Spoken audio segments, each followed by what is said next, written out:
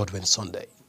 Just a quick reminder that Global TV is airing on channel 365 on DSTV and channel 276 on Star Times. And also you can join the conversation right now on our various social media handle, right now showing on your screen using at Global TV NG. You can also download the Global TV Nigerian app on Android and iOS devices across the world.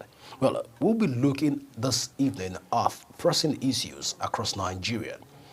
One would say that it has been coming for a while, which has been the level of insecurity in the country. Is it new? No, it's not. But then it has taken a new shape, and that is around the herders-farmer clashes across the country. Well, joining me to assess the level of the herders-farmers clash in Nigeria and how have we been able to, how did we get to this point even as a country, is Lieutenant Colonel Abdul Wahab Ademola Lawal, retired, PhD, PSc, and also FIMC. And we'll be talking about all of this issue. Don't forget that he is also a public policy analyst. So he's the best person to talk to us about this issue, coming from a very fundamental background of this nature. But first, let me welcome you to the desk. Lieutenant Colonel Abdul Wahab, you're welcome to the show. Thank you very much. It's great to be here. Thank you. All right, so let's delve into the conversation. A lot of Nigerians are wondering, first, we have a case in Benue where herders farmers clash has claimed 50 lives almost on a daily basis. We've seen what is happening in Plateau State and Zamfara State, where bandits are already asking people to pay money before they could go to their farms. Not just Zamfara, Kebbi. And all of these clashes did not even, we thought that just a nothing thing, but then we now traveled to the western part of Nigeria. We've seen similar incidents in Oyo. To the south, we've seen similar incidents in Edo State. Looking at all of this, bring us up to speed. How did we get to this point where herder farmers clash has become a conversation for us as a country right now? Well, it's very unfortunate that we've gotten to this level. But let me, first of all, make a clarification. All right. You know, when you talk about farmer-herder clashes, it gives an impression that, you know, two parties are clashing. But as a matter of fact, it is criminality on the part of one side against another side who is not actually prepared and intended to clash. When you say clash, the two parties are prepared and they are clashing. But where you have one party, you know, fully armed and prepared and having an onslaught on another one, that's not a clash. It's like you know, a robber coming to your house to take over your property and you say you are clashing. No, it's criminality by a set of people that are bent on taking possession of you know, the property of, you know, another group. So I would rather classify it more as criminality going on between, you know, a gang of criminals that are moving around the country, taking possession and, you know, usurping the property of, you know, some other group of people. That's the way I look at it. Because, you know, as a matter of fact, there can be farmer-herder clash, which has been age-long phenomenon. But under that circumstance, it's always, you know, there's conflict management about it. It's managed. Communities live and they clash, farmer-herder clash within communities exists quite all right. In fact, when there are, you know, migration, like transhumance, with regards to livestock movement and, you know, pastoralists, they move around and they cause a lot of conflict and clashes. But when that happens, you know, the community and the people involved are able to, you know, nip it in the bud, so to speak. But this time around, when it comes with criminality, meaning, you know, one party carrying weapons and arms and invasion and all that, that becomes a different matter entirely. So you are right, we are talking about insecurity of the country, but I will look at it as there are two separate questions on this matter. The first question is, yes, farmer-herder clash.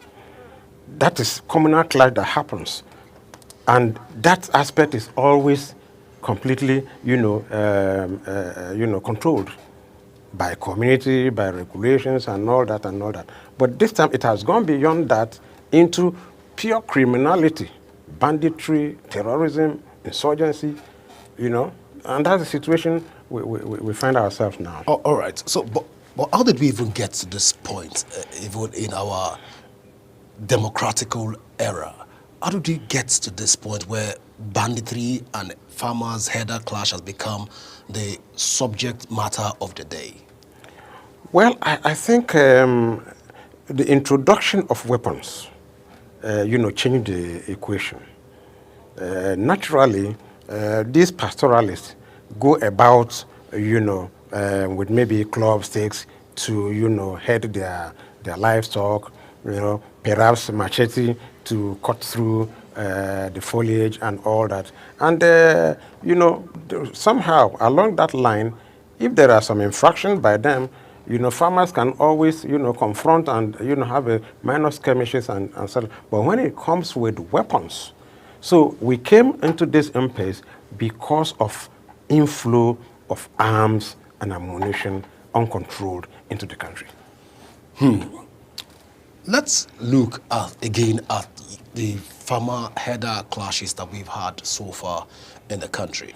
One would say that this herder-farmer clash is largely political. How correct is this to look at it from the political angle? Well, it's really, for me, it's difficult to call it political. I'm aware that some group of people turn into political. Maybe perhaps politicians are not strong enough to, control it or, stop, the escalation. It continues to grow in leaps and bounds, and politicians are there grandstanding and talking about we are on top of the game. You throw the military into it, you throw it into it, and not just, whereas a lot of fundamental issues are not resolved. So perhaps it's the weakness of the system of government. I don't really want to, because when you talk about it's politicians, then you might perhaps be delving into some theories that talk about Fulanization of Nigeria, Islamization of Nigeria, and all that and all that. That's a dangerous part to because I don't think there's real substance in that, other than the fact that we have allowed, criminality, impunity.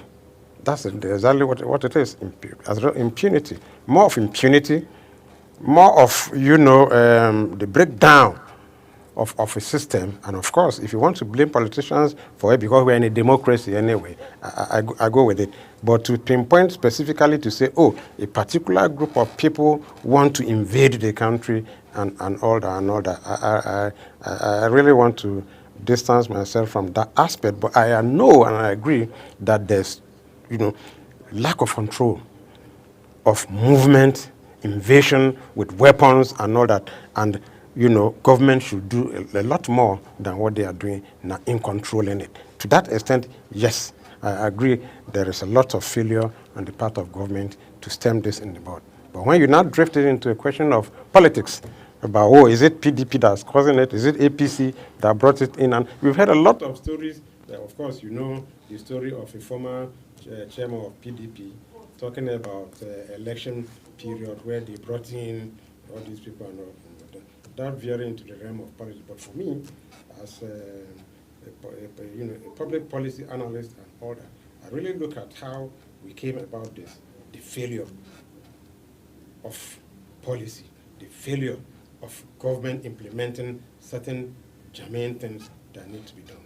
For example, the inflow of arms and ammunition to the country should be controlled. Okay, there are a lot of regulations. As we speak, I don't think Nigeria has any strict law and regulation on transhumance. ECOWAS has one.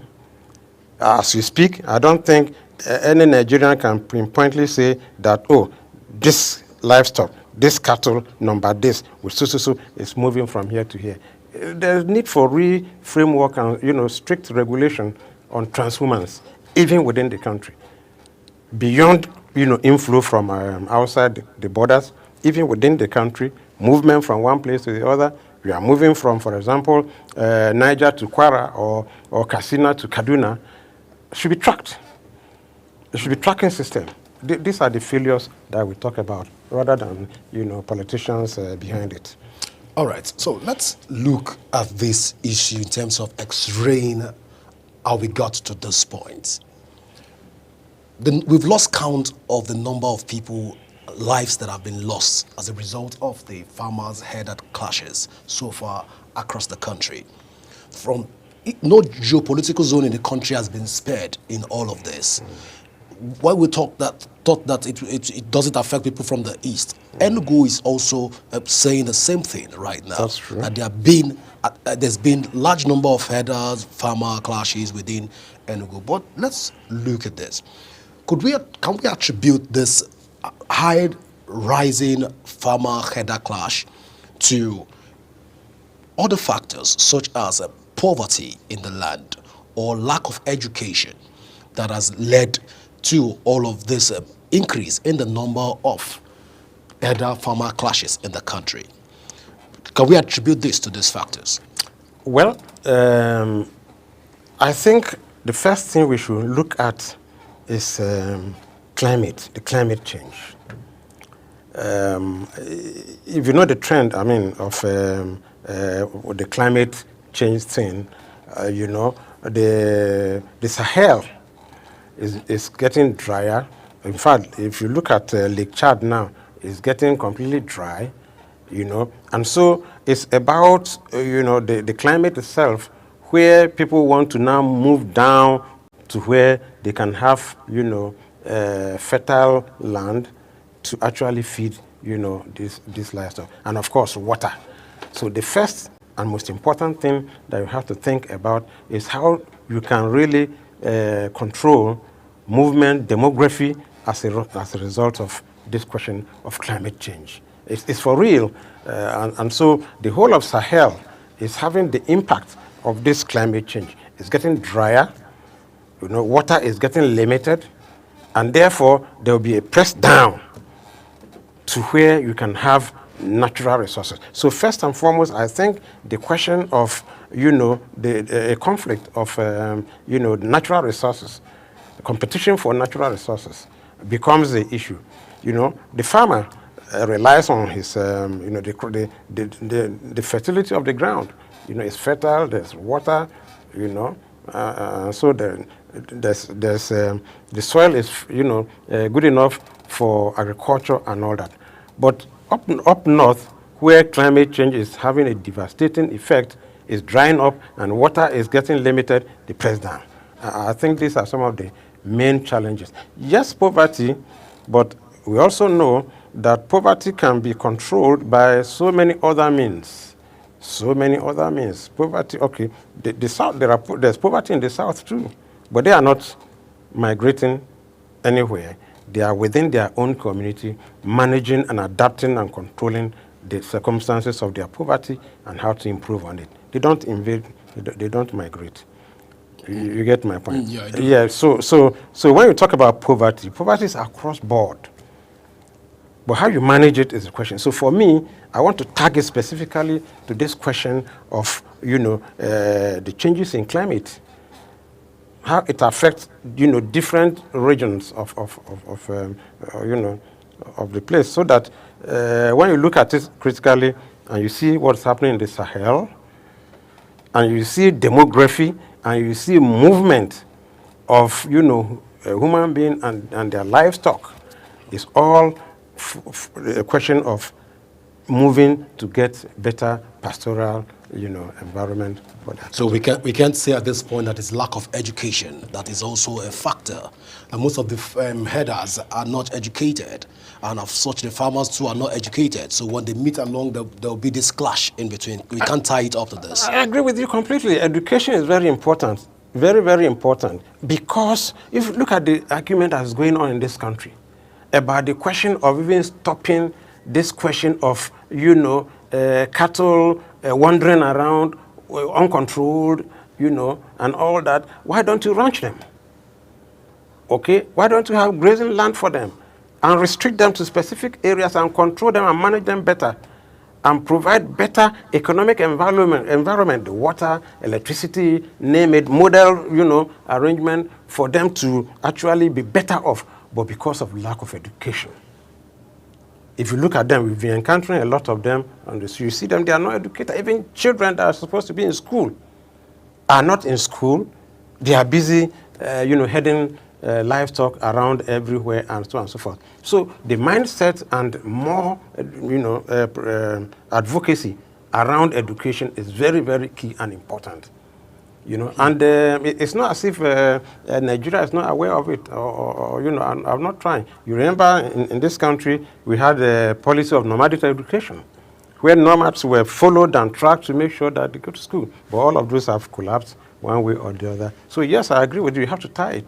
If you are educated, you understand life better, you are able to manage your destiny better, and you are able to take advantage of the economic environment and opportunities. But lack of education, can cause all these kind of things. So I agree with you. Education is crucial in this. All right, so when we look at the various herders-farmer clash across the country, the level of death that we see across the country, one will begin to ask, is it just an herder-farmer clash, or there is something more to this? But you are coming from the military background, and you understand some of the dynamics in understanding the onion layer approach to conflict analysis on peace and conflict resolution. When you look at all of this, does it seem like an ordinary clash between these two people in terms of, or there is more to it? Could there be not just the criminal act of it? Could it be that there is outside criminality, probably internal reef or everything, where you assess with the lens of a personnel? What do you see in all of this? Well, I tell you what, I see pure criminality. I see criminal economy. Criminal economy in the sense that people want to, don't forget there are some incentives and enabling environment, like I've mentioned, free flow of arms. Once there are arms in your hands and you can get it freely, of course, you begin to do that, criminal enterprise of ransom taking, kidnapping. Don't forget, mining is also there. Mining, grab land, appropriate it, and of course begin to, exploit the resources within that property. And of course, you cannot do that without also controlling the territory. So it now becomes some sort of, insurgency. You terrorize the people, control them, and then take over the territory and continue to possess. Like you said, some communities get, messages about, we are coming, get us 60 million. Like a case in Zamfara. Like the case in Zamfara, okay? So that's the kind of thing. Is criminality, is, criminal enterprise that is driving them. And of course, if it continues and they succeed, then of course, they begin to control territorial space. And before you know it, they begin to imagine themselves as government that will now be able to fully take control of not just the natural resources, but even the people. So that's the way I see it. And like I said, the enabling factor, the incentive and the sort of motivation is this question of uncontrolled free flow of arms in the hands of, criminals and bandits. All right. So let's look at the area of most of the when we get to talk with some of these communities that have been affected by this elder farmers clash. When you speak to some of the indigents of this area, they tell you that we've reported this case to the police.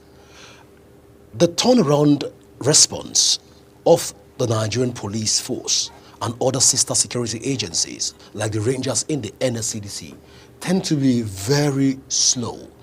where they were approached. Look, a similar case with what happened in Edo State, where we had a situation where more than 18 people, okay, up to 18 people were killed as a result of what happened in Uromi, if I'm still on track. Precisely, yeah. But looking at all of this, when security agencies, when these matters are reported to security agencies and they don't respond, doesn't this also show that the security agents at this point in time are also, they also share a part in all of this, probably negligent in all of this, and as such, Nigerians should begin to hold our security agencies to the books. Or what's your take generally on this thought line? My take is that security agencies are thin on the ground.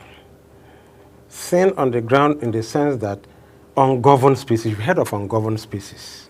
There are the large expanse of the country has created so many areas where government presence is not there.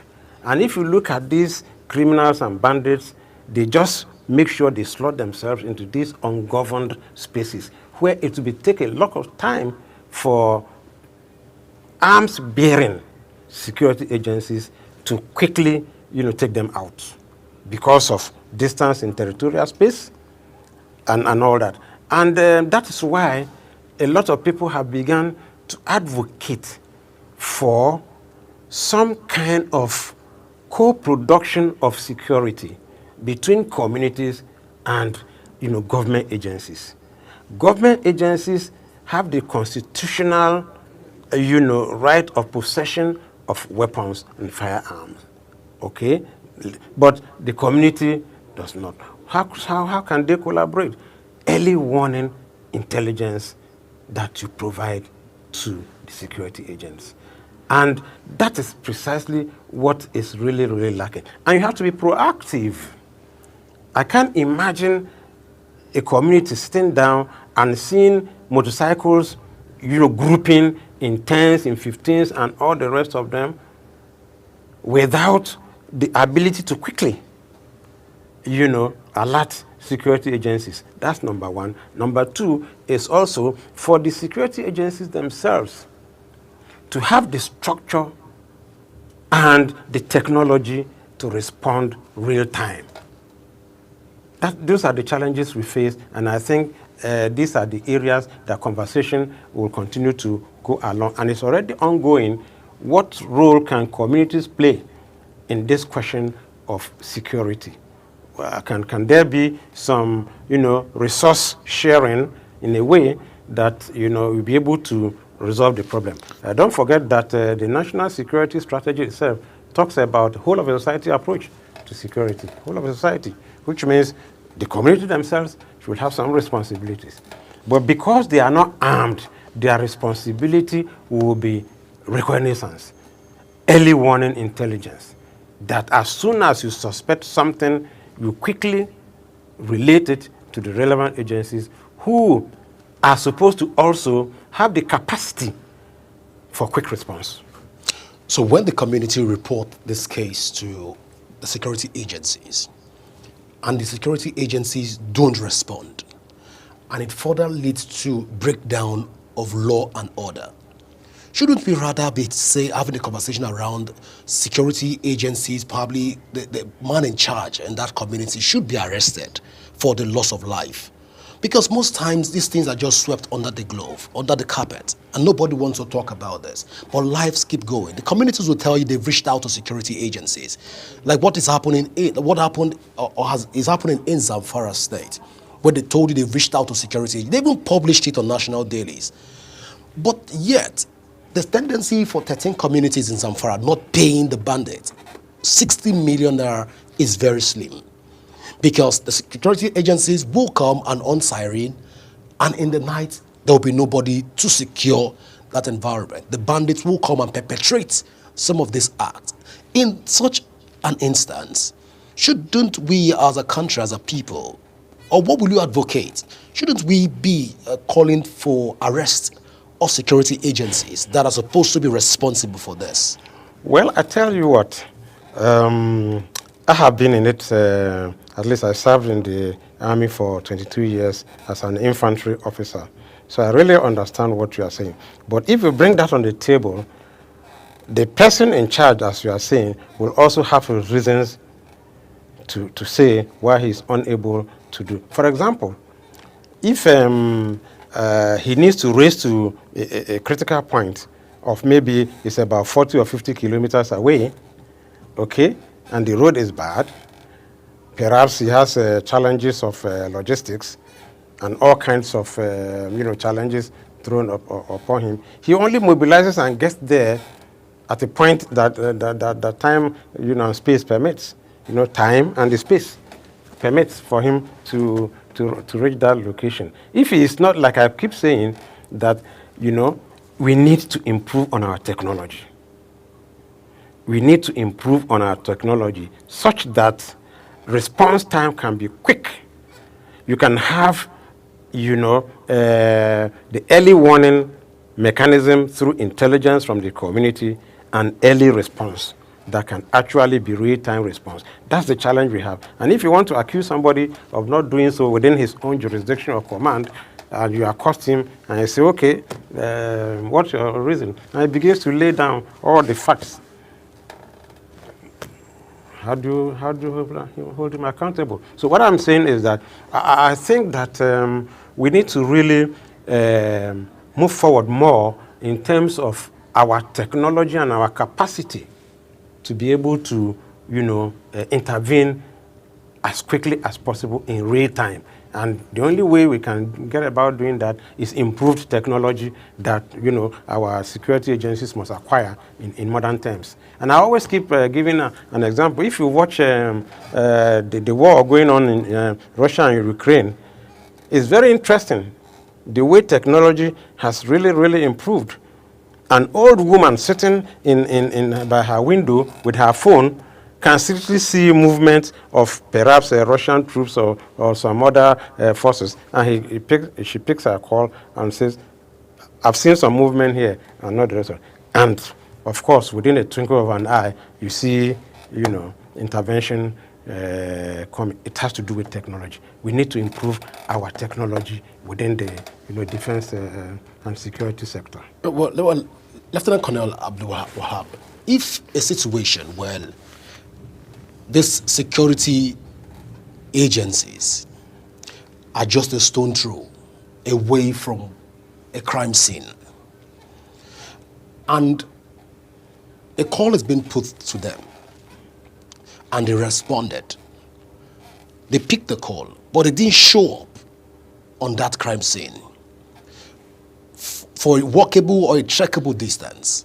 In such a situation, what should be done in this kind of situation? Because we've seen, of course, most times we'll give the excuse of we don't have fuel in our cars.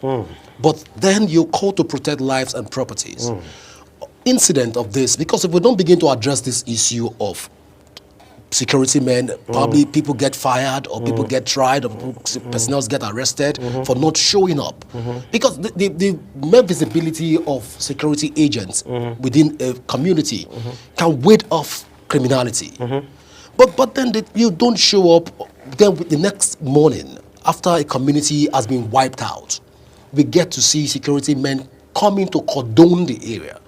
But prior to that time, they pick the call, but nobody shows up. In this kind of peculiar cases, please tell us, shouldn't the advocacy be that security agencies should be able to be called to the books? Yes. And I can also say that I cannot speak for other security agencies, but I can give you my experience with the military, with the army. If you have a responsibility in a jurisdiction, in your area of operation, and you are found wanting, you account for it. You certainly account for it. First of all, they will remove you, and not only remove you, but actually, you bear the consequences. Okay, because the person who put you there knows your capacity. Your superior who puts you there knows your capacity and what you can do. And when he sees negligence, of course, you get removed. You get replaced. And once you are removed, it's not as if you are removed to say, oh, a tea party or go, not the rest of them. But some of these things are not made public. And of course, one thing again is that the security agencies must keep their credibility and image in a way that they can be trusted. So where there are areas of lapses and not the rest of them, they do a lot of internal readjustment, and also in particular, as security evolves, they continue to also understand it and train themselves and inform themselves in a better way as to address those things. Once that is done, and you have been deployed for a particular thing, and there's a failure on your part, rest assured that such a person will actually face the way you are saying. But of course, they will not make it public. But you know that something is being done. All right. It's good that sanctions will be meted on such a person. Yes. But let's look at these vulnerable communities. Mm-hmm. The federal government have come out oftentimes to say that light weapons have come against to kick against the proliferation of light weapons, even among communities and small arms, even in communities. This header clashes farmer header clashes most time doesn't seem like a clash. It seems like a near war situation because of the number of death tolls that we keep recording. But we look at all of this right now, in order to proffer some form of succor to the community, shouldn't we begin to have conversation as a country around the issues around the legalization of weapons, so that at least some community can resort to self-help in such a situation? Because if people from Plateau are having, at least even if it's a light weapon, they should be able to protect themselves. But they are vulnerable because of some of this act. But you are the professional, you are the expert in this line, in this field. Looking at all of this, shouldn't the advocacy, again, be that communities should be allowed to carry light weapons or small arms, but legalized and controlled by the government in order to resolve this? Because if you know I have weapons and you are coming with weapons, be the elder, be the farmer, whichever side of the divide you fall, both of us will respect ourselves, or don't you think so? Well, it's an argument as a result of desperation. But really, states are built around the simple fact that it is the state that should guarantee the security and well-being. But the state has failed in this case now. So, or seems to have failed. And the approach you are taking will even cause even more chaos, gang warfare.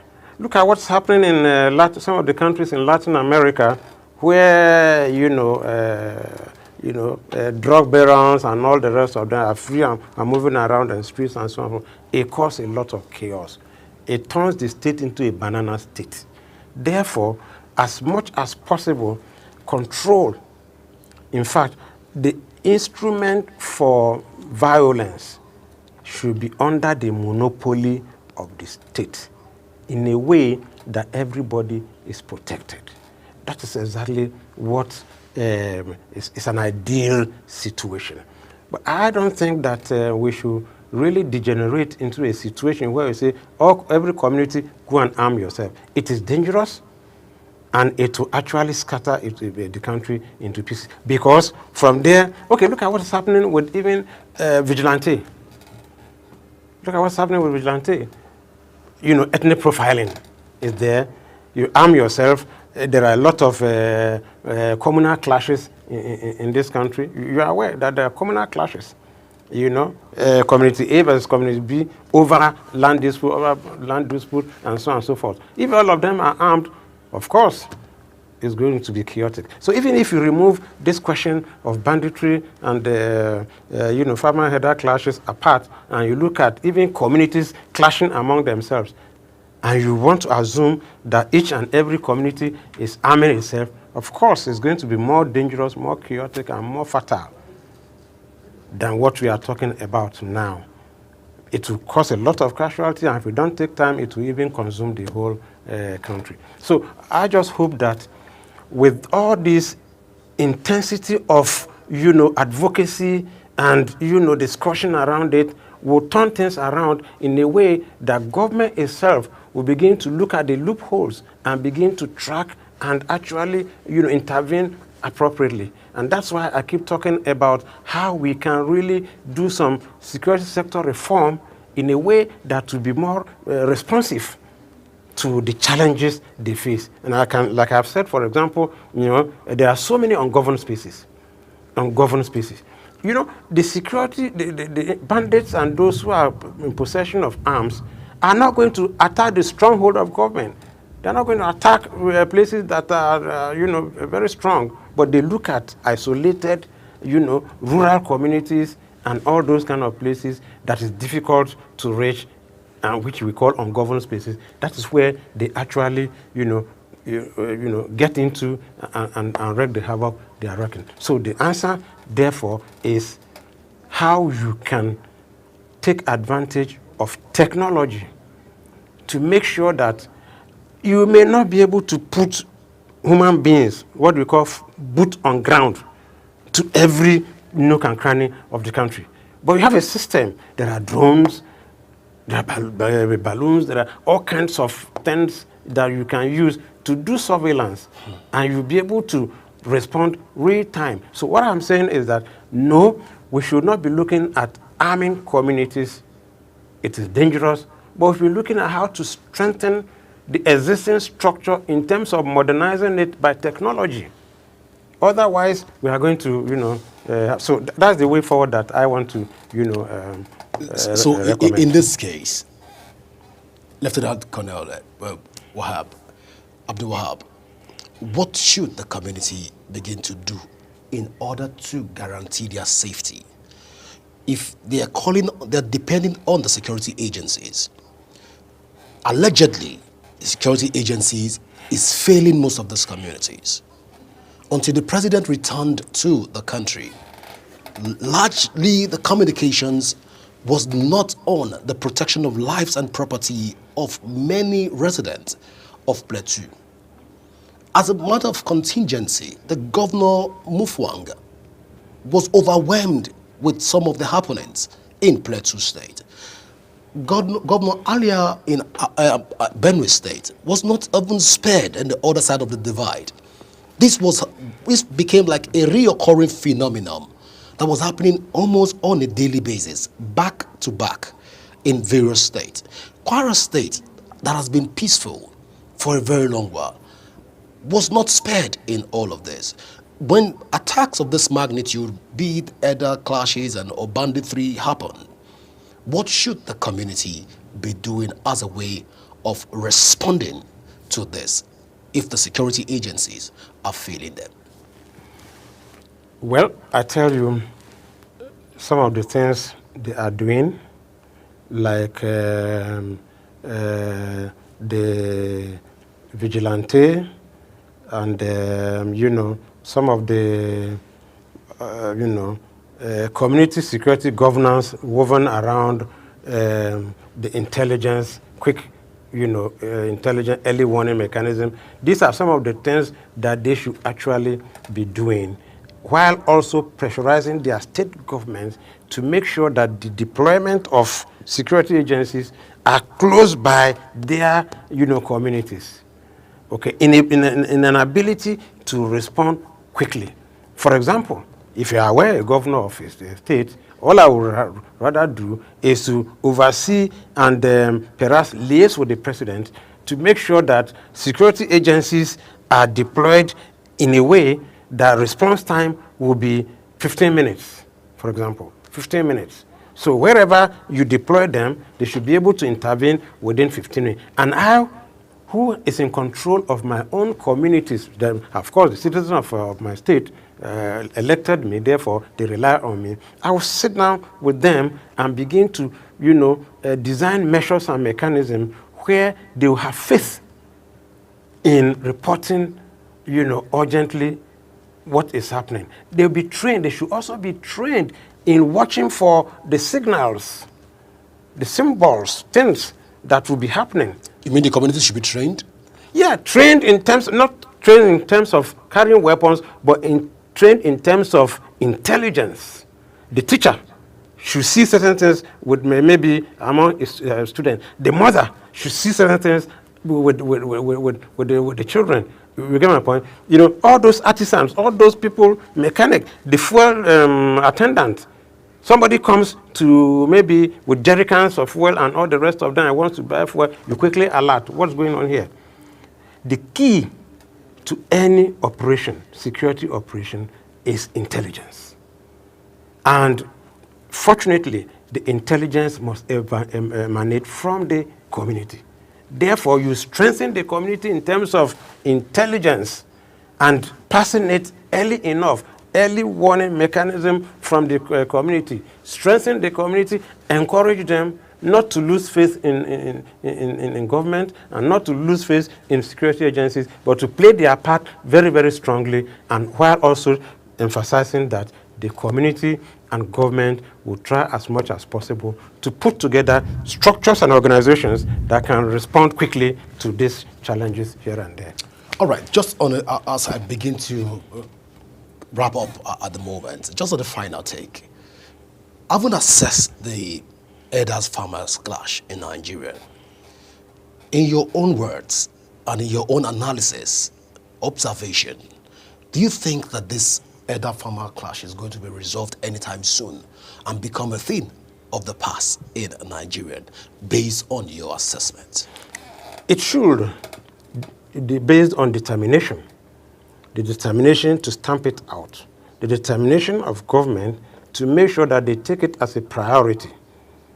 Once they are able to do that and do the needful steps, certainly, it comes with good governance.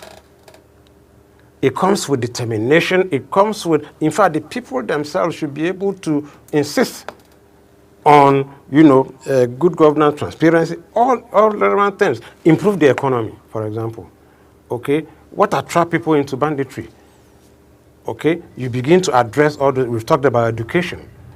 Up to as we speak, the left out of school children everywhere. These are the people that can grow up to, become recruits in insurgency and all the rest of them. So there are a lot of good governance mechanism policies that you put in place quickly that will actually fortify and strengthen the community, not in terms of arms bearing, but in terms of education, in terms of resilience, in terms of intelligence, okay? In terms of even removing them from, dissuading them from that, listen, don't forget, for anybody, there are things that they need to do. For example, if they mop up arms, it's possible to all the arms. Of course, we can do a shouting match and with ourselves and all the rest of them. But the moment there's one person who has a weapon, of course, he begins to dominate and control the place. Therefore, measures that, and it's doable. Mop up all the weapons. Mop it up. That's why I think there's a commission they call a Small and Light Weapon Commission that is dedicated to remove. So these are the areas that we should do. And it doesn't take time to mop up arms and ammunition from the society. Mop it up completely. Do cordon and search. Search everywhere. Go continue to get intelligence about how it comes in and stop it. Okay? Stop the inflow.